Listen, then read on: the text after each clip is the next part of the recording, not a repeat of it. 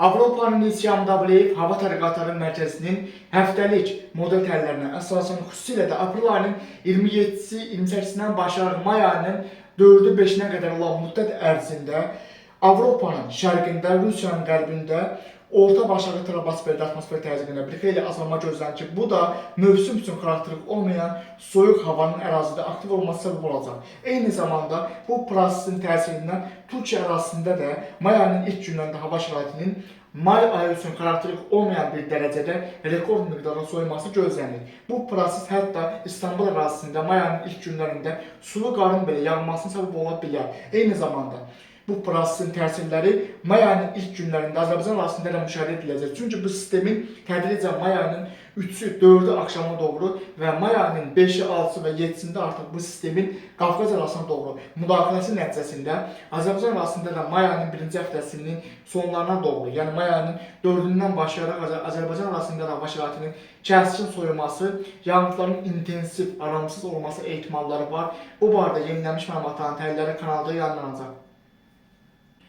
2026-cı ilin may ayının ümumi atmosfer və troposfer prosesləri onu göstərir ki, Avropanın İSYAMW hava tədqiqatları mərkəzinin model təllərinə əsasən 2026-cı ilin may ayının əvvəlki illərin may aylarına müqayisədə qlobal miqyasda bir xeyli dəyişkən bir hava şəraiti gözlənir.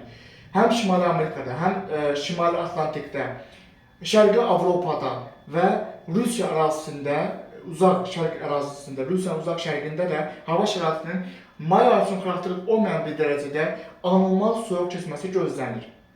Bu proseslərin ümumi gedişləri onu göstərir ki, xüsusilə də Avropanın şərqində və qərbi Rusiyada, yəni Azərbaycan ərazisinin yerləşdiyi coğrafi mövqe olan Qafqaz ərazisində də 2026-cı ilin may ayının qeyri-adi dərəcədə may ayı üçün xarakterik olmayan bir şəkildə sərin və soyuq keçməsi ehtimalları var.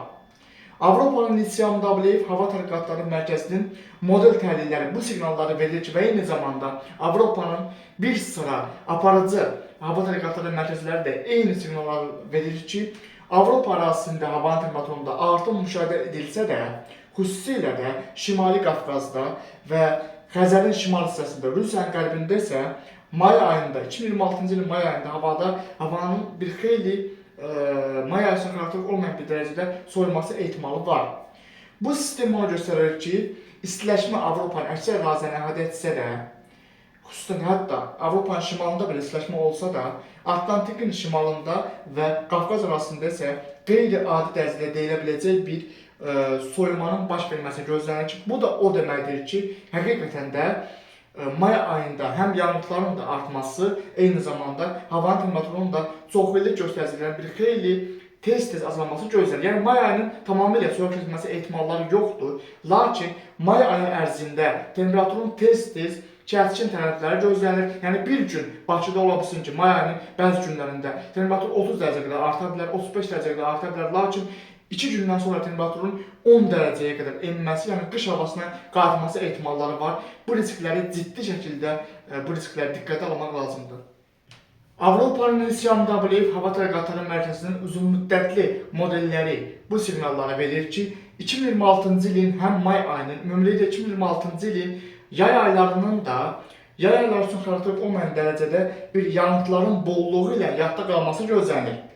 2026-cı ilin may ayının, 2026-cı ilin iyun ayının, 2026-cı ilin iyul ayının və 2026-cı ilin avqust ayının belə ümumilikdə Avropanın şərqində, orta şərq ölkələrində yağıntıların artması ilə yadda qalması gözlənir. Yəni ümumilikdə Azərbaycan ərazisində adətən gürsulluq dövrü iyun ayına qədər, iyun ayının 10-u 15-nə qədər davam edir.